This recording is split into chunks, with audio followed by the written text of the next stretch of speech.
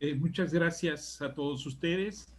Gracias a la Universidad Iberoamericana por este espacio que nos abrió para poder reflexionar en torno a la prevención del suicidio.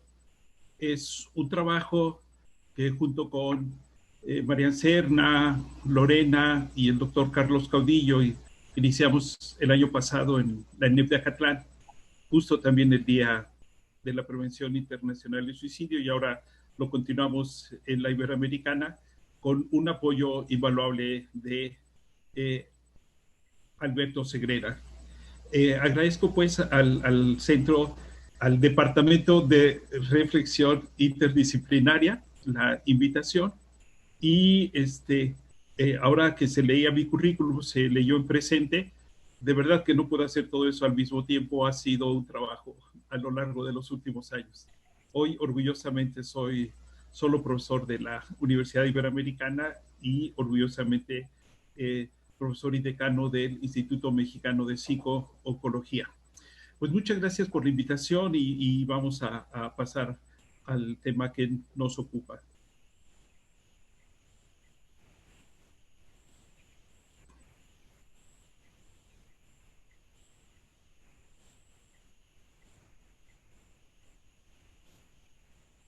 Solo por corroborar, ¿están viendo mi presentación? Gracias. Sí, gracias.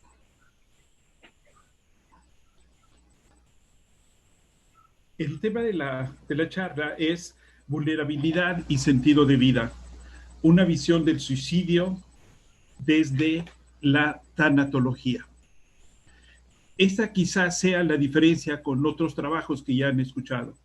En este caso vamos a estar haciendo énfasis en que probablemente la mejor prevención del suicidio se va a dar cuando nosotros logremos, en el caso que nos ocupa, que jóvenes universitarios puedan significar, resignificar, recuperar, construir un sentido de vida. Es decir, la propuesta es que no debemos esperar a que los jóvenes entren en una situación de vulnerabilidad para entonces empezar a preocuparnos, sino que previamente, dado que tenemos ese espacio dentro de las instituciones, dentro de las universidades, es en ese momento cuando tenemos que estar previendo el suicidio, pero no solamente el suicidio, sino que tendríamos que estar tratando de construir una vida diferente, un espacio de vida diferente para nuestros estudiantes.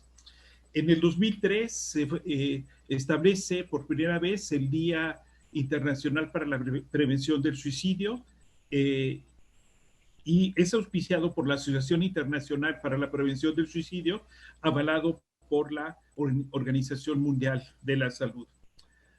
Hablemos primero de vulnerabilidad. Obviamente, para hablar de vulnerabilidad, en el caso que nos ocupa, vamos a hablar de suicidio. Etimológicamente, el suicidio se traduce como cortarse la vida a sí mismo. El utilizo de chidium, el verbo significa cortar y darse muerte. Preferí anotar cortarse la vida a sí mismo por lo que esto implica cortar. La OMS, bueno, ya habrán escuchado esta definición durante todo el día.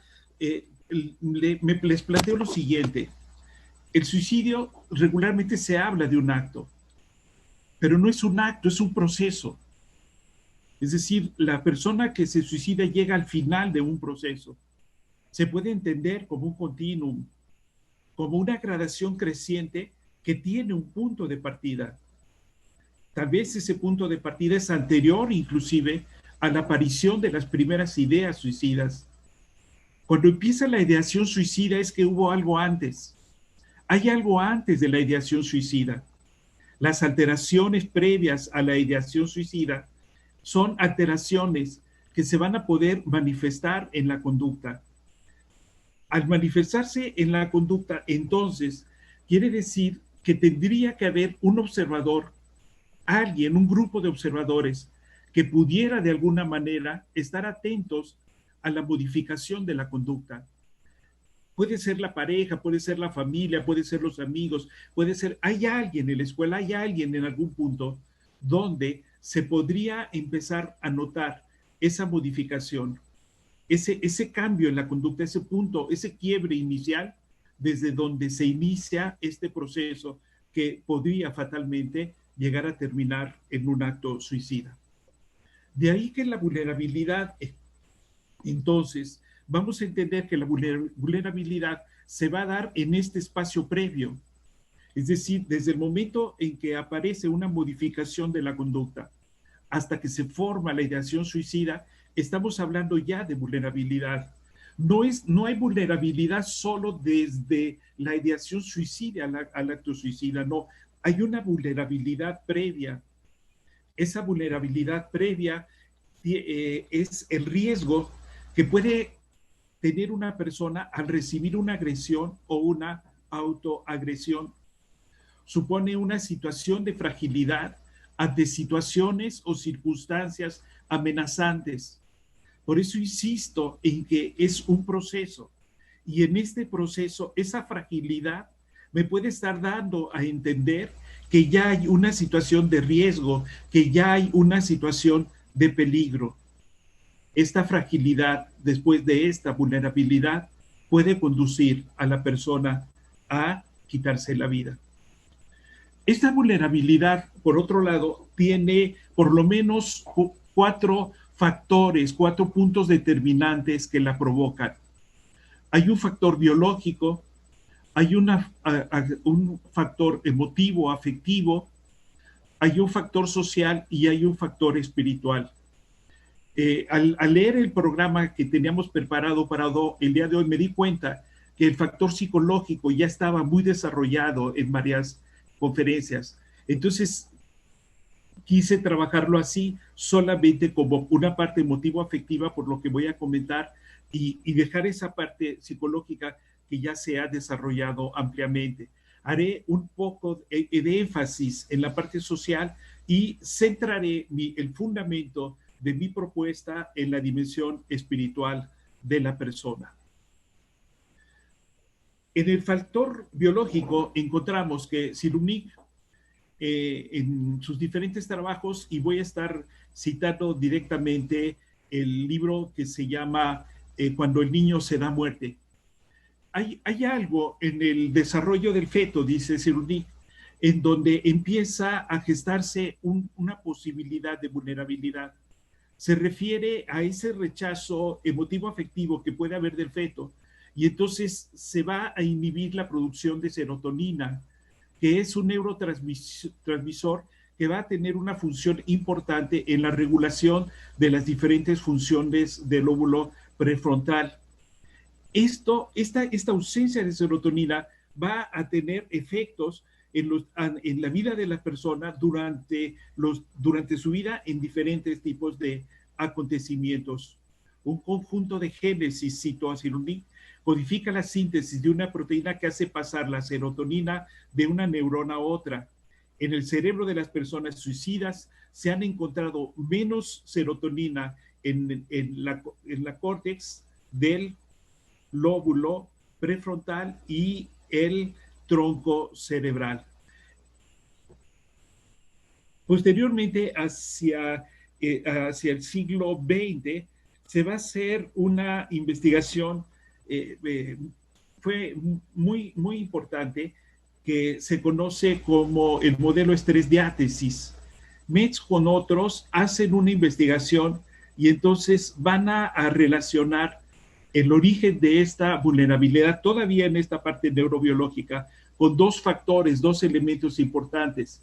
Por un lado, la conducta suicida, por un lado la diátesis que es, el término significa predisposición, y puede haber una diátesis en el sentido de una condición genética, de experiencias vitales, de enfermedades crónicas que han pasado de una generación a otra generación y que de alguna manera hacen que la persona que va a ser vulnerable de alguna manera tenga esa predisposición para poder generar esa vulnerabilidad.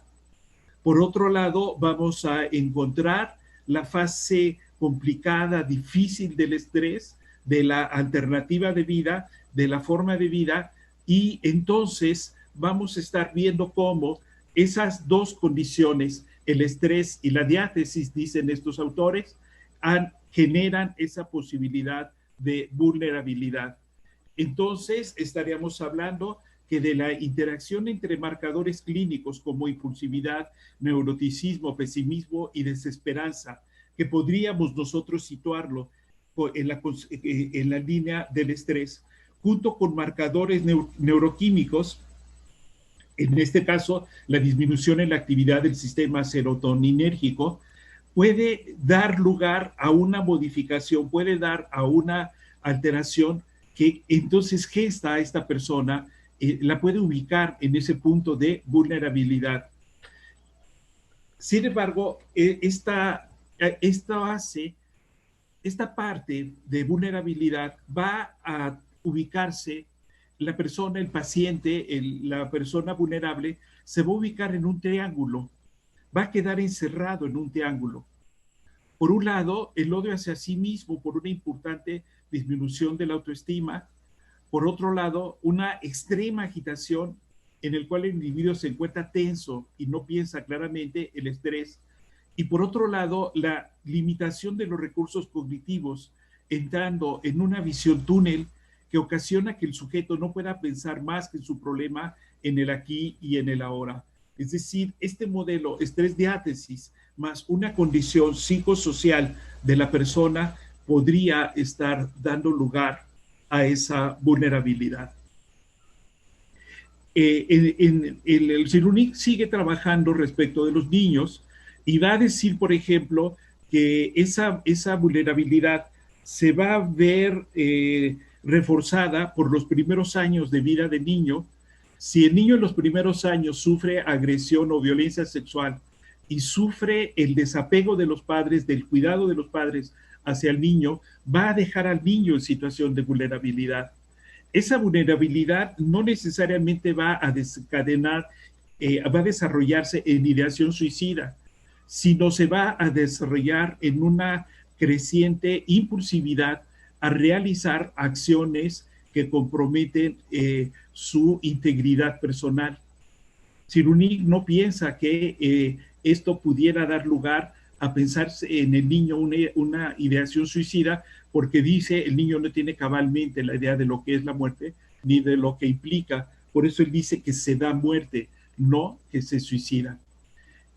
Por otro lado, viéndolo en una perspectiva diferente, en el pensamiento complejo, por ejemplo, se va a hacer énfasis en el factor social que se conoce como imprinting cultural. Hace un rato decía que la vulnerabilidad es el resultado de una diátesis, es decir, de una predisposición. Es una predisposición que, por ejemplo, el pensamiento transpersonal, perdón, la psicología transpersonal, la ubica inclusive en una psicogenealogía, es decir, en una herencia intrafamiliar que se viene dando de una generación a otra generación. Esto da lugar a que en lo que Edgar Morin habla como imprinting cultural, nos esté diciendo pues que esos elementos de diátesis que se vienen pasando de una generación a otra van a darle un sello especial a la educación, al desarrollo del niño. En este sello vamos a encontrar lo que aquí podríamos sintetizar como cultura familiar, pero que a su vez es intra y transgeneracional. Esto se va a reforzar posteriormente con la cultura escolar y posteriormente con la profesionalización universitaria. Hay también un imprinting afectivo y emotivo que se manifiesta en hábitos, en creencias, en valores y en tradiciones. Y aquí vamos a destacar el horizonte de creencias de las personas. Regularmente se hace mucho énfasis en valores o se hace énfasis en tradiciones.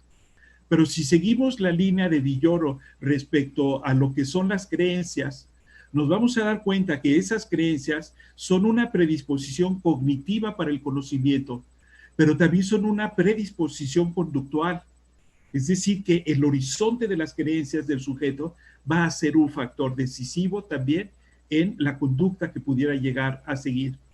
En ambos casos, tanto del imprinting cultural como el imprinting afectivo, se va conformando un horizonte de conducta inicial desde el cual, en este caso el niño, en este caso el joven, el adulto, va a generar una actitud frente a situaciones críticas.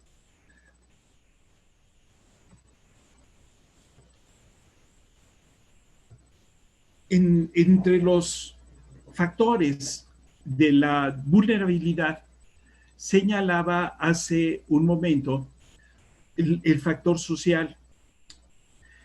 Uno de los elementos que voy a proponer para poder romper, anular, ayudar, combatir, resignificar la vulnerabilidad, va a ser precisamente el factor social, los vínculos. El vínculo que la persona pueda llegar a establecer con otros. Estos vínculos vamos a considerarlos en este momento como vínculos sociales, pero son vínculos sociales que recientemente se han visto amenazados y disuelto algunos de ellos. De tal suerte, entonces, que lejos de encontrarnos en un espacio, en una dimensión social, en un horizonte social, que facilitara la generación de estos vínculos para la recuperación del sujeto, para la generación de un sentido de vida que anulara su vulnerabilidad, vamos a encontrar lo contrario. En Lyotard, en la posmodernidad explicada a los niños, nos vamos a dar cuenta cómo el abandono de la razón como generadora y de fundamento y de sentido de la vida es una constante. Entonces, cada vez encuentro uno más personas que sostienen que el fundamento y el sentido de su vida es estrictamente pragmático, materializado y economizado, tal cual. Y que cualquier persona puede dedicarse a la actividad que quiera, incluyendo delitos en asociación delictuosa, etcétera, siempre y cuando sea lo que a él le gusta y le interesa en la vida. ¿Dónde quedó ese acto reflexivo de racionalidad, de tratar de ajustar la conducta hacia un objetivo social? Hay una ruptura de un orden normativo basado en fundamento último. Encontramos hoy una simbiosis, aparece al mismo tiempo la exigencia de la recuperación de la vida con formas de manifestación violentas que al final de cuentas se justifican por sí mismas. Encontramos generación y sentidos a nuevos contextos de vida, pero no son nuevos contextos necesariamente que pudieran ser compartidos por otros. Tenemos la necesidad de superar los excesos de racionalización técnica en la conducta.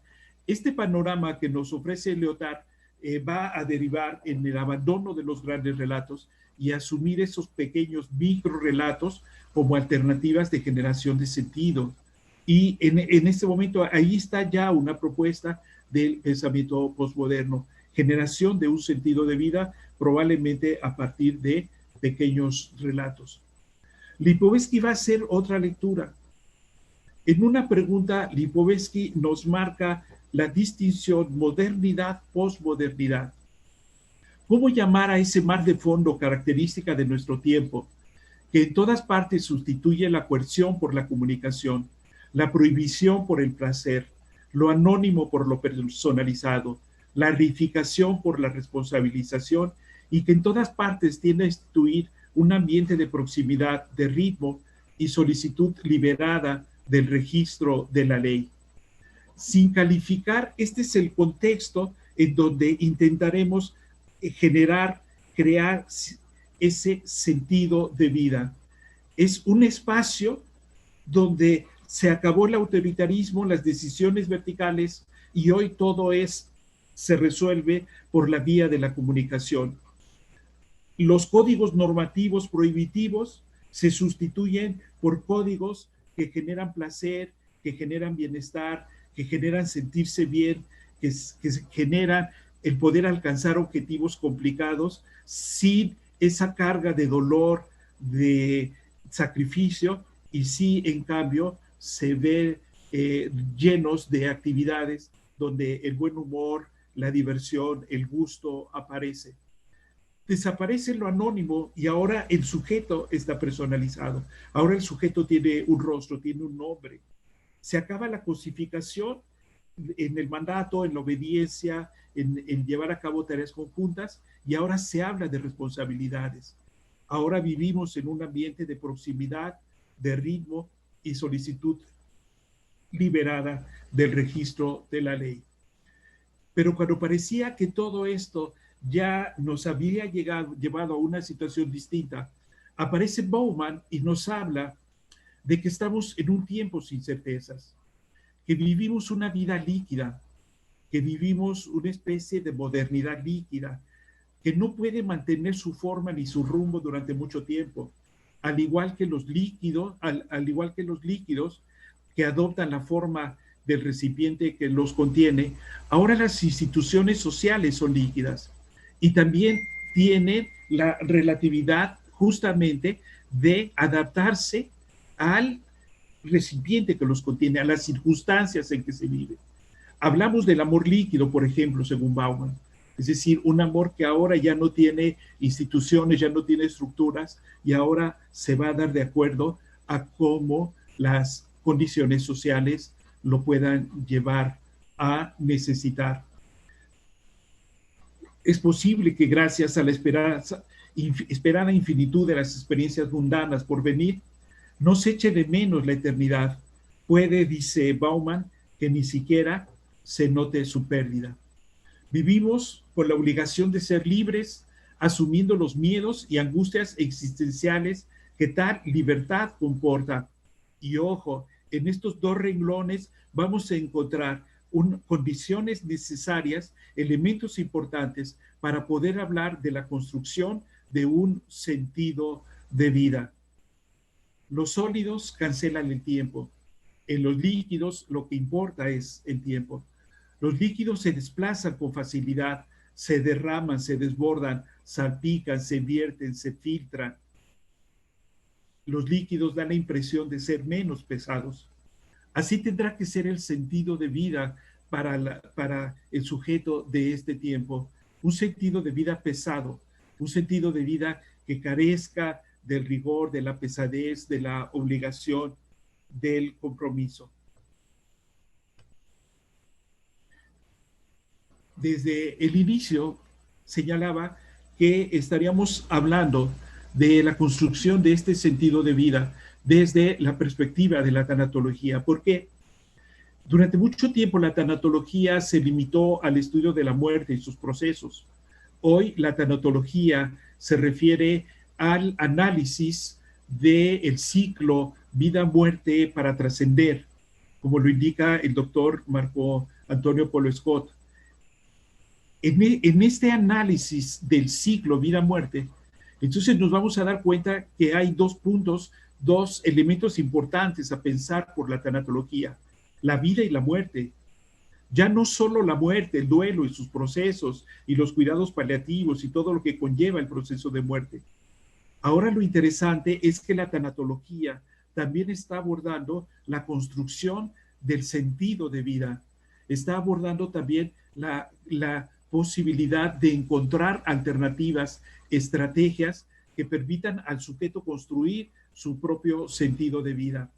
Si esto es así, entonces la tanatología puede ayudar, puede apoyar el trabajo para evitar la vulnerabilidad o para resignificar esa vulnerabilidad y transformarla en sentido de vida. En concreto, entre los elementos que debemos aportar para la previsión del suicidio, para la previsión del acto final del suicidio, está justamente esta posibilidad de construir un sentido de vida desde ese continuum que señalaba al inicio de esta charla. Al inicio de esta charla decía que el suicidio no era solo el acto del suicida, sino era un proceso que se daba desde el momento en que aparece una problemática en el sujeto. Desde ese momento hasta el acto de suicida hay un proceso, y que es durante ese proceso donde se hace vulnerable.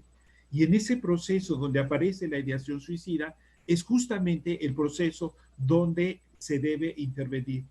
Y ahí es donde me parece que la tanatología tendría que ayudar a construir un sentido de vida. Ese sentido de vida se puede ubicar en este esquema. Se inicia una posibilidad de un proceso suicida cuando hay una modificación o alteración de ciclo vida-muerte. Aquí en el momento de la vida hay algo que aparece, que hay una ruptura y esa ruptura va a dar lugar a pérdidas significativas. En esto entonces la recuperación del sentido de vida me podría modificar tanto la modificación en la vida de la persona como en la recuperación de esas pérdidas significativas. ¿Qué es lo que genera esta situación que pudiera generarse en ideación suicida? Hay cantidad de elementos.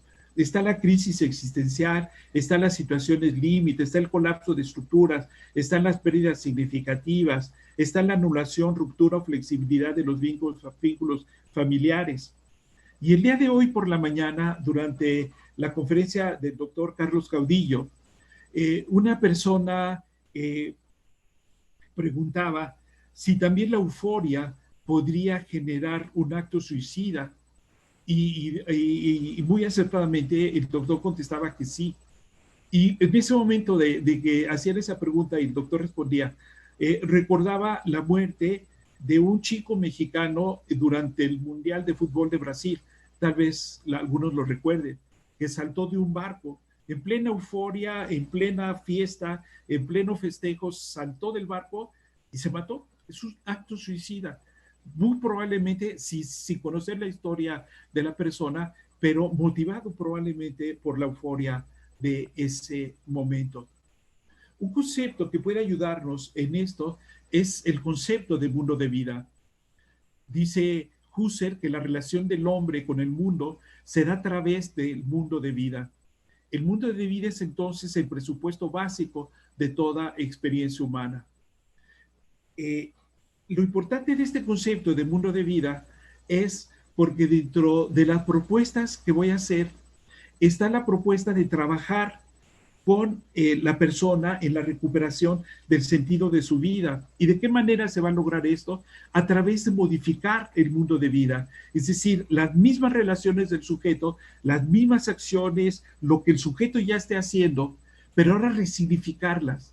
Ahora buscar una forma de relación de las acciones diferentes. Buscar una forma de relación de mí mismo, conmigo mismo, hacia el otro, hacia los demás.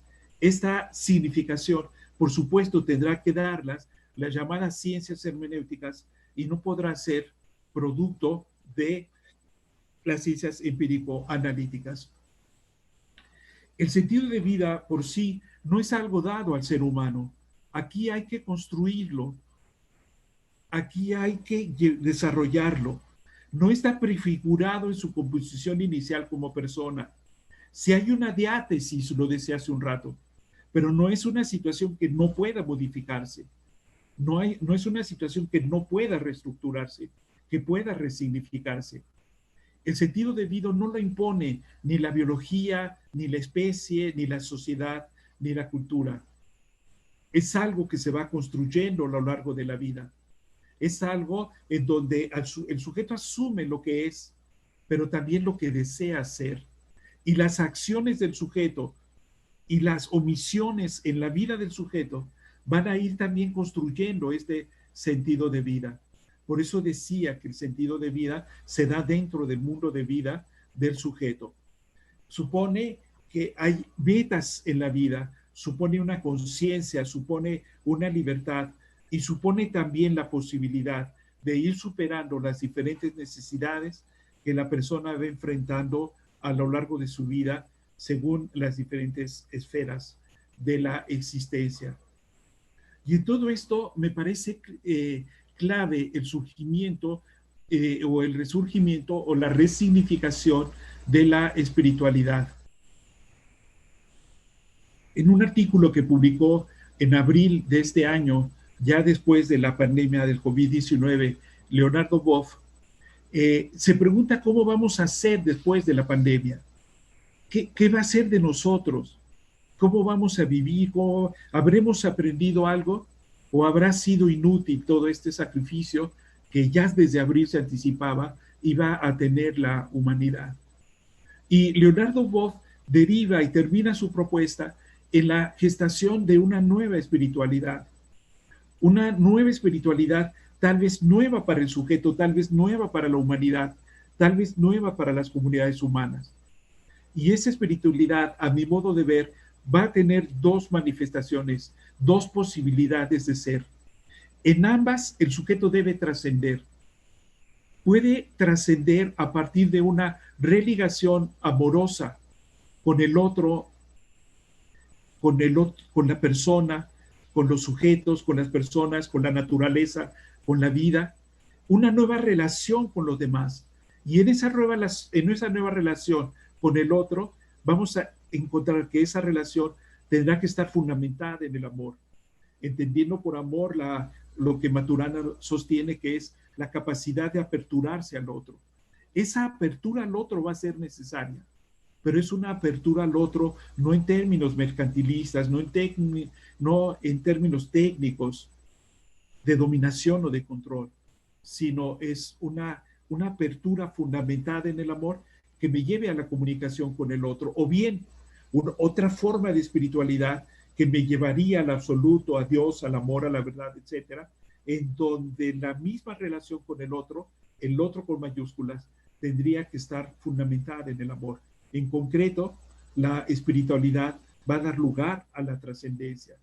Si el sujeto es capaz, pues, de generar una forma de relación con el otro o con lo otro de manera distinta, considera Boff, entonces ahí mismo tendríamos la posibilidad de encontrar alternativas y formas de vida diferentes para, después de que termine esta pandemia, en la propuesta que hace Boff.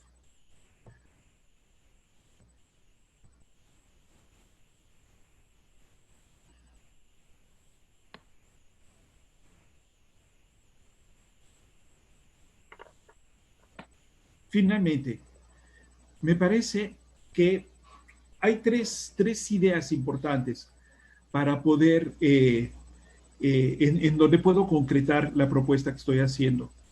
En una prevención primaria, se trata de generar alternativas y formas de vínculo afectivo, emotivo en el niño, que le conduzcan a una vida en donde esa vulnerabilidad no aparezca. Ya hace rato hablaba de la producción de serotonina.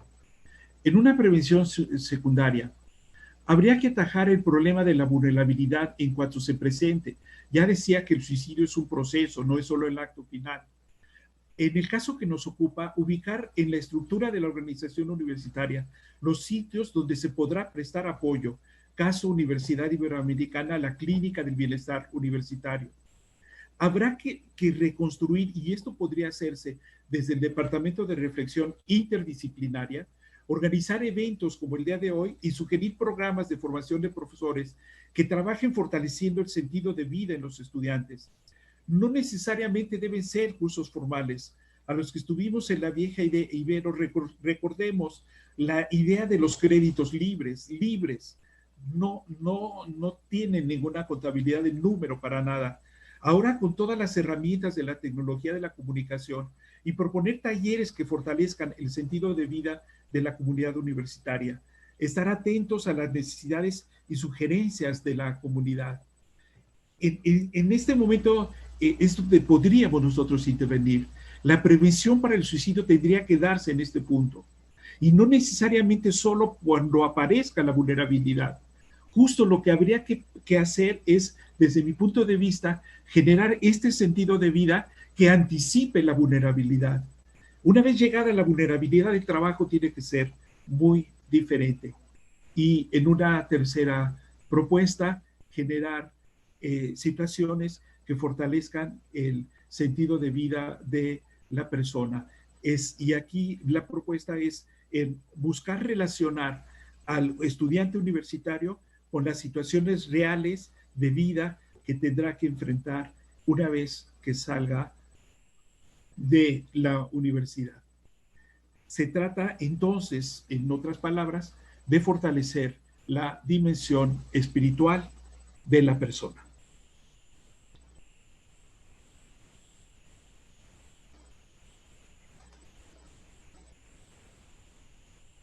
Muchas gracias. Muy interesante la ponencia.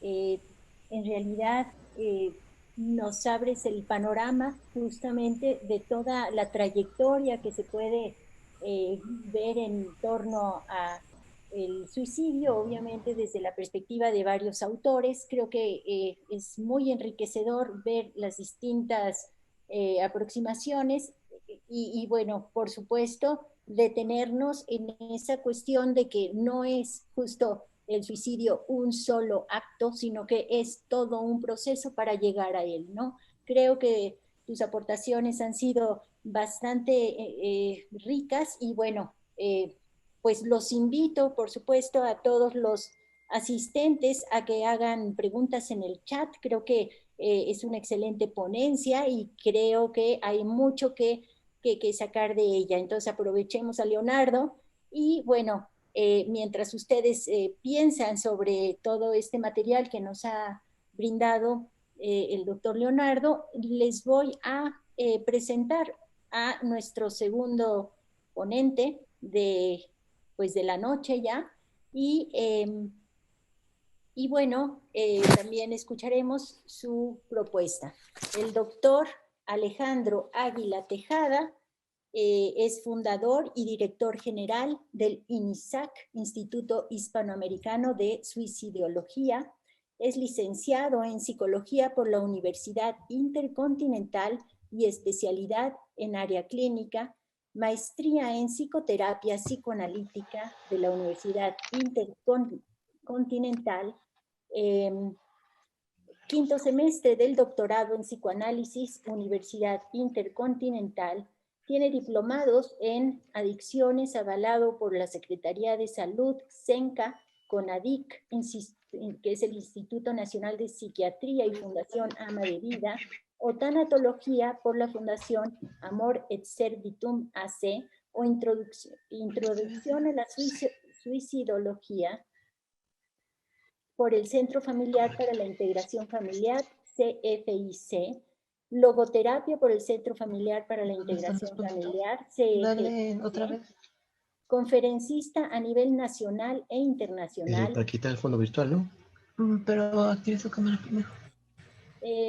Perito en criminalista, Academia Internacional de Ciencias Forenses, hipnoterapia, certificado por la UNAM, creador del Grupo Apoyo Psicológico a Personas en Riesgo Suicida, miembro fundador de la AMES, Asociación Mexicana para la Prevención del Suicidio y del Suicida, representante de la Red Mundial de Suicidólogos para México, Centroamérica y el Caribe. Ha publicado 3 libros que son Personalidad de Niños Suicidas, Cómo enfrentar la muerte y Suicidio, la última decisión. Tiene más de 100 artículos publicados en Internet, es creador del sitio web suicidologia.com.mx, enfocado a la prevención y postvención del suicidio, escritor y conferencista frecuente en programas Change TV, a Barlovento, con temas de salud mental, revistas digitales Hominis, Medusa, revista de psicología en la UNAM. Bueno, es muy extenso, por supuesto, su currículum. Solo voy a pues retomar, digo, obviamente me puedo expander muchísimo, pero quiero comentar que recibió el galardón Gold Elite en el 2014 por el Global Quality Foundation por la excelencia, calidad y proyección del INHISAC. Fue nombrado Héroe Nacional por el Canal 21.1 de la Ciudad de México por su labor altruista en la prevención del suicidio. Conductor del programa de televisión Salud TV, SOS, Adolescente en Casa, transmitido por Easy Televisión. Conductor del primer programa de radio web dedicado a la prevención del suicidio y todas las conductas autodestructivas, Decisiones Vitales, programa que fue ganador de la convocatoria 2015 sobre nuevos proyectos radiofónicos del IMER. Es nombrado miembro fundador de la Sociedad Española de Suicidólogos, miembro honorario 2016 del Instituto Mexicano de Desarrollo Humano e Investigación. Imparte consulta privada de psicoterapia a niños, adolescentes, adultos con riesgo suicida. Entonces, bueno, después de este amplio currículum, que por supuesto faltó de mencionar varias cosas, pues le doy la palabra a Alejandro Águila. Muchas gracias por tu presencia y los invito justamente a reflexionar, a que expresen sus comentarios en el chat y bueno, finalizando esta conferencia, pues ya la discutiremos y ya emprenderemos el diálogo. Adelante, Alejandro, muchas gracias.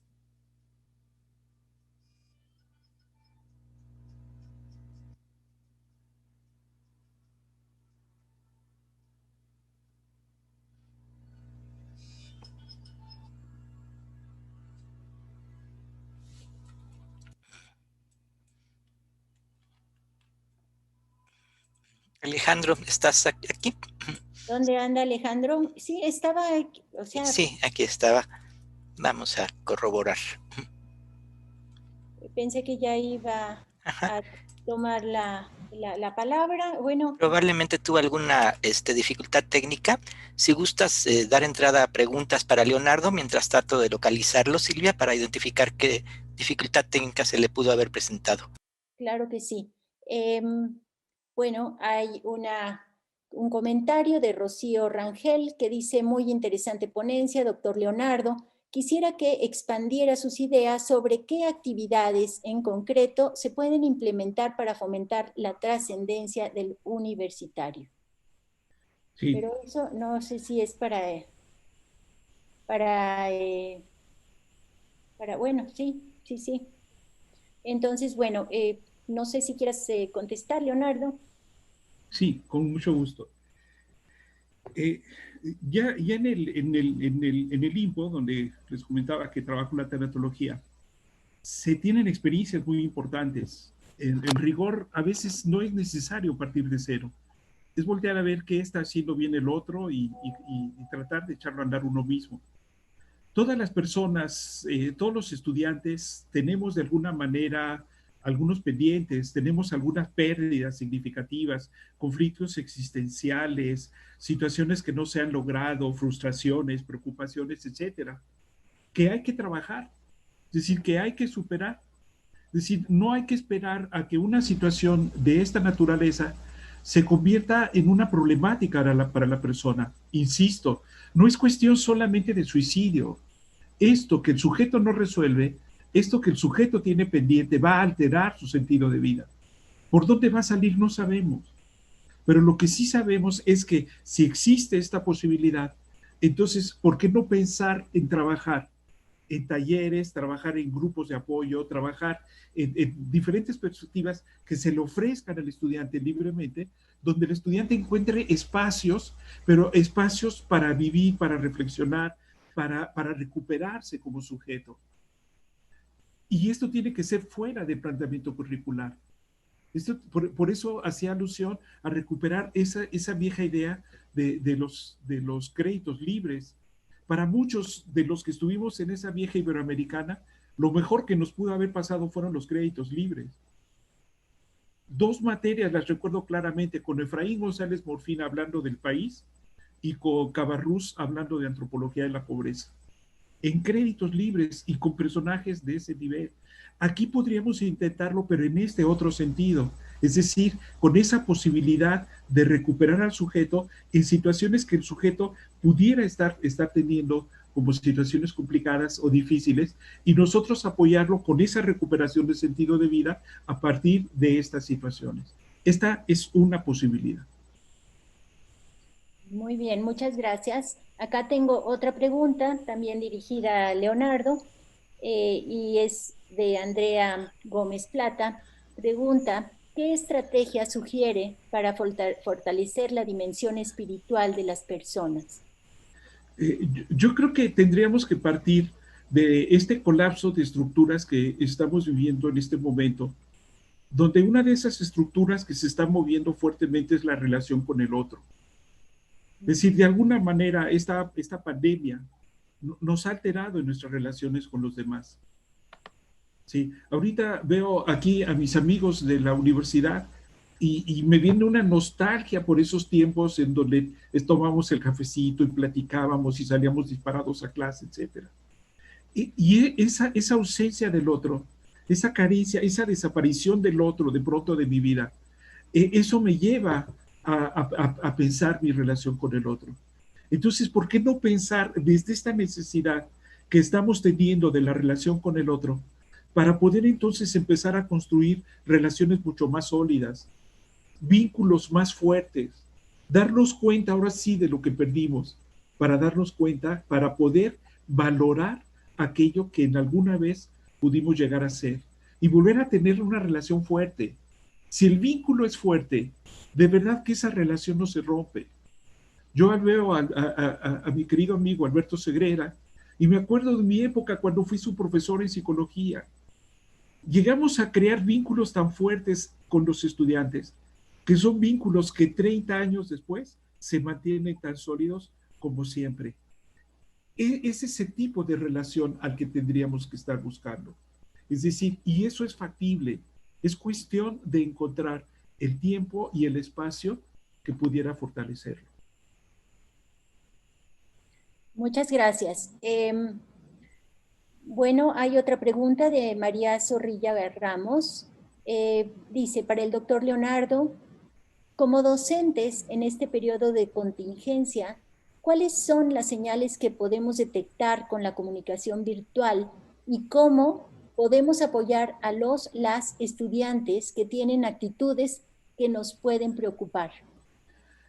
Sí, yo creo que esta situación virtual nos limita en la cuestión presencial, pero nos abre otras posibilidades en la situación virtual.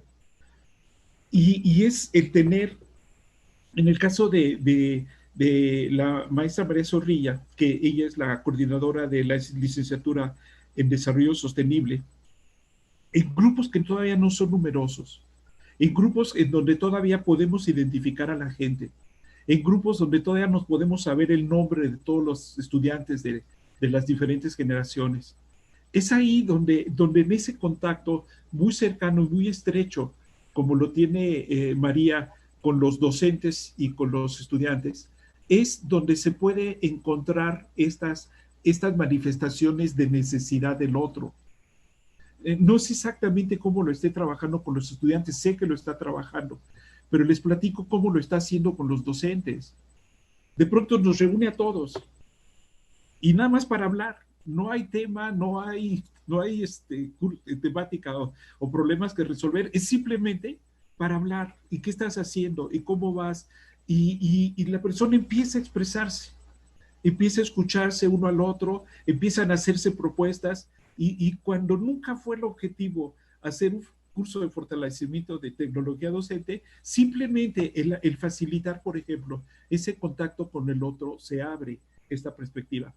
Pero no es suficiente. Sirunic, por ejemplo, cuando habla de niños, dice que habría que fortalecer a los profesores que inicialmente reciben a los niños en la primaria. Habría que capacitarlos para que pudieran detectar esa vulnerabilidad en el niño. Lo que para mí no parece nada, probablemente para un profesor experto, dice, espérame, este chiquito hay que hablar con él, hay que buscarlo, y es esa capacitación del docente. Pero yo no diría del docente, el docente está, nos habilitamos para dialogar con el otro tal vez, pero se necesita mirada experta. Y esa mirada experta es también a la que hay que darle estos espacios para que ellos pudieran detectar esta situación. Ya con la apertura y la disposición es un buen punto de inicio. Esto es indiscutible.